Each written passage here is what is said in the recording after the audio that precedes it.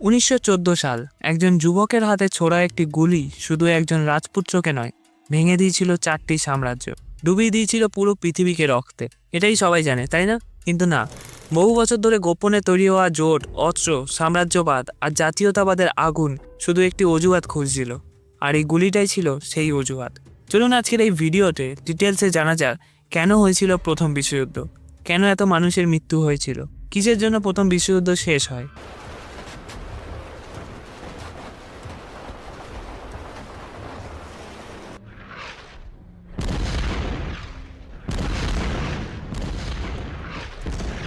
How many people do you think that you did kill during the war? Oh, good Lord, I couldn't say. I blazed away pennies and pennies. I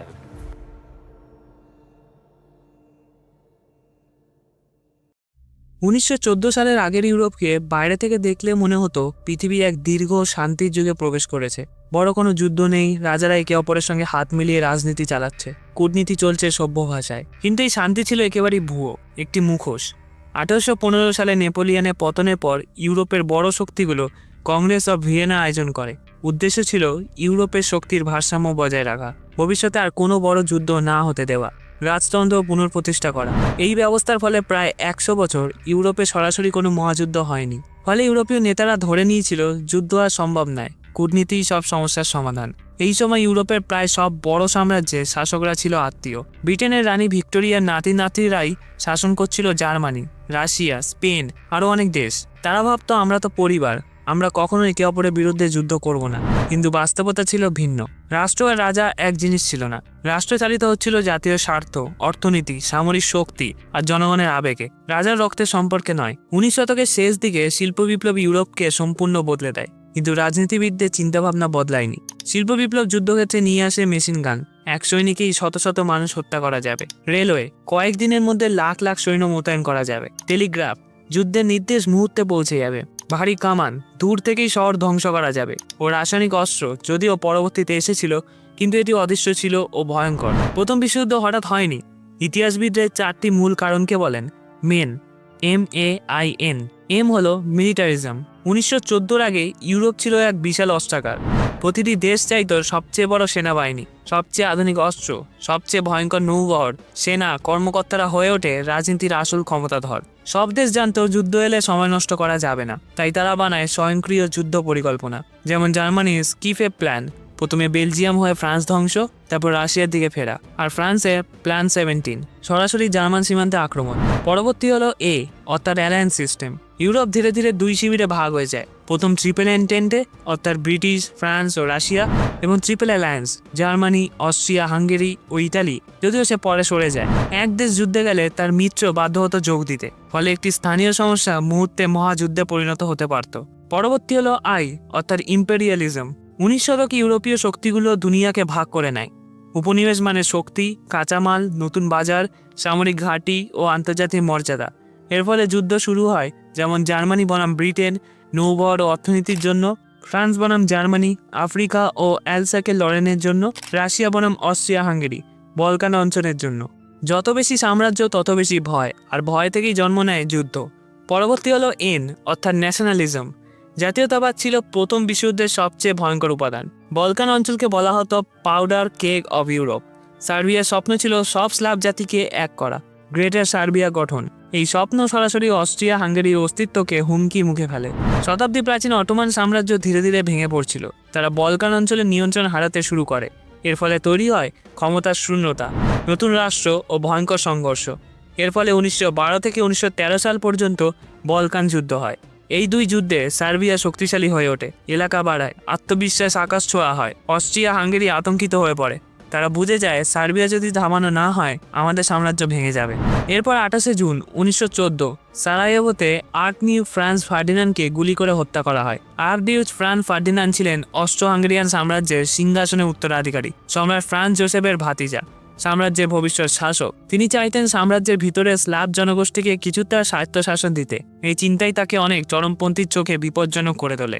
archduke France ফার্ডিনান্ডকে গুলি করে মেরে ফেলেছিল গ্রাভিলা প্রিন্সিপ। তার বয়স ছিল মাত্র 19। বসনিয়ায় জন্ম নেওয়া সার্ব যুবক, চরম সার্ব জাতীয়তাবাদী।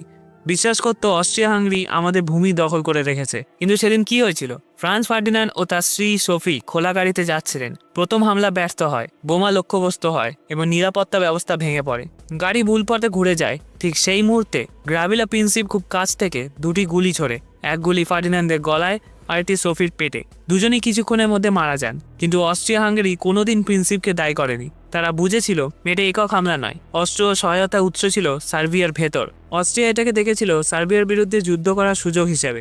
বহুদিনের ক্ষোভ জমেছিল, বলকানের সার প্রভাব বাড়ছে, অস্ট্রিয়ার কর্তৃত্ব দুর্বল হচ্ছে। সার্বিয়াকে দেওয়া হয় 10টি শর্ত।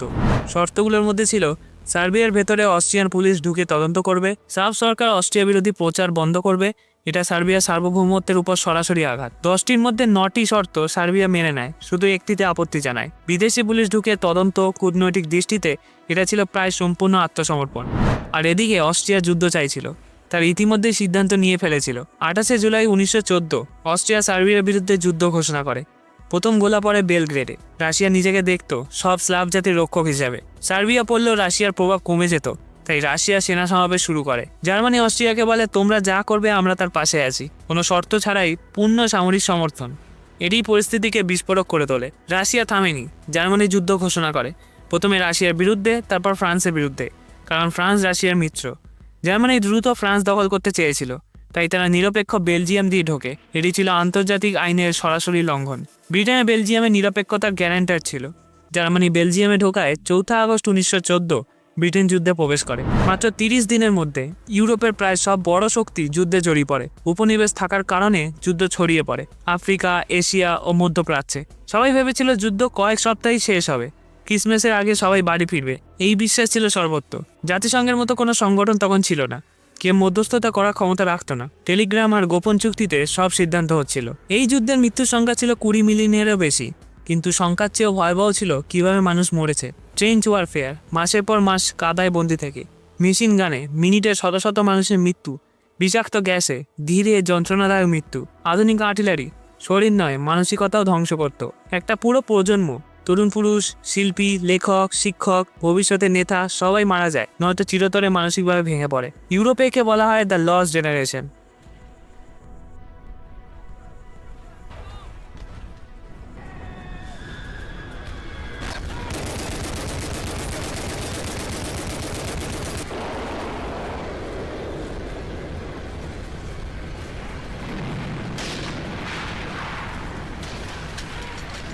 এই যুদ্ধ ইউরোপে সীমাবদ্ধ ছিল না।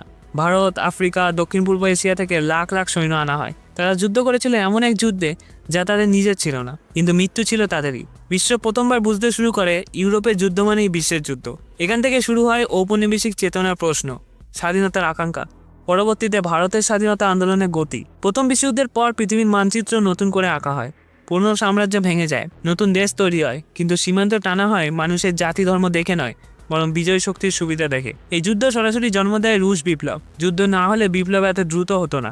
ফ্যাসিবাদের উত্থান, যেমন ইতালিতে মুসোলিনি, জার্মানিতে হিটলার, মানুষ শক্তিশালী নেতার খোঁজে পড়ে। প্রথম বিশ্বযুদ্ধ ছিল দ্বিতীয়টির প্রলোগ। সমস্যাগুলো সমাধান হয়নি, শুধু চাপা দেওয়া হয়েছিল। প্রথম বিশ্বযুদ্ধের সবচেয়ে বড় প্রভাব ছিল শতাব্দী প্রাচীন সাম্রাজ্য ব্যবস্থার সম্পূর্ণ পতন। জার্মান সাম্রাজ্য কাইজার উইলহেলমের শাসন শেষ হয়। জার্মানি পরাজিত ও অপমানিত হয়। ভার্সাই চুক্তি দেশটিকে অর্থনৈতিকভাবে ধ্বংস করে। এই অপমান থেকেই জন্ম নেয় প্রতিশোধের রাজনীতি। হিটলার যুদ্ধ শেষে টুকরো টুকরো হয়ে যায় অস্ট্রো হাঙ্গেরিয়ান সাম্রাজ্য। জন্ম নেয় নতুন দেশ, অস্ট্রিয়া, হাঙ্গেরি, চেকোস্লোভাকিয়া, ইউগোস্লোভাকিয়া। জাতিগত সংঘাত ভবিষ্যতের জন্য রেখে যায় বিষাক্ত বীজ। অটোমান সাম্রাজ্য একসময় 3 মহাদেশ শাসন করত। যুদ্ধের পর মধ্যপ্রাচ্য ব্রিটেন, ফ্রান্সের হাতে ভাগ হয়। কৃত্রিম সীমান্ত ভবিষ্যতে সিরিয়া, ইরাক, প্যালেস্টাইন সংকট। আধুনিক মধ্যপ্রাচ্যের অস্থিরতার মূল এখানেই। প্রথম বিশ্বযুদ্ধ শুরু হয়নি কারণ দেশগুলো যুদ্ধ চাইছিল, বরং কারণ তারা বিশ্বাস করেছিল যুদ্ধ অনিবার্য। দুর্বল দেখাতে না চেয়ে নিরাপত্তার নামে তারা ধ্বংস করে ফেলেছিল সেই পৃথিবী যেটাকে রক্ষা করতে চেয়েছিল তারা। আপনার মতামত এই কমেন্টে অবশ্যই জানাবেন। আপনার মতে কি প্রথম বিশ্বযুদ্ধ অনিবার্য ছিল? ভিডিওটা যদি ভালো লাগে তাহলে একটা লাইক করবেন। আমি সৌরাশিস, দেখা হচ্ছে আর একটা ভিডিওর সাথে।